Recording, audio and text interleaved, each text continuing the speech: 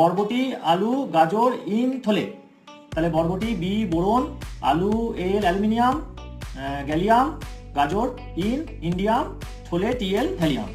ওইভাবে হবে না, ওইভাবে করলে অনেক দেরি হয়ে যাবে, ওতে আরো কষ্ট বেশি। তাহলে কিভাবে হবে? পিরিয়ডিক টেবিল 1 থেকে 30 অবধি পিরিয়ড বরাবর মুখস্থ করে রাখতে হবে, আপ টু জিঙ্ক, হাইড্রোজেন থেকে জিঙ্ক অবধি। কিন্তু পুরোটা মুখস্থ করার জন্য আমাকে কলাম বরাবর মুখস্থ করতে হবে, কারণ ইলেকট্রনিক কনফিগারেশন এই বরাবর মিলে যায়।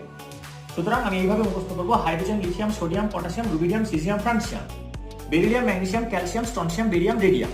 এইভাবে সবগুলো মুখস্থ করবো। প্রথম দিন এইটা 10 বার 15 বার বলবো, না দেখে বলবো। পরদিন beryllium, magnesium, calcium, strontium, barium, radium এটা 10 বার 15 বার বলবো, সেদিন এটা রিভিশন করবো। এইভাবে আস্তে আস্তে প্রতিদিন একটা একটা করে বাড়াতে হবে, করতে করতে শেষ অবধি যেতে হবে। এটা হচ্ছে পদ্ধতি।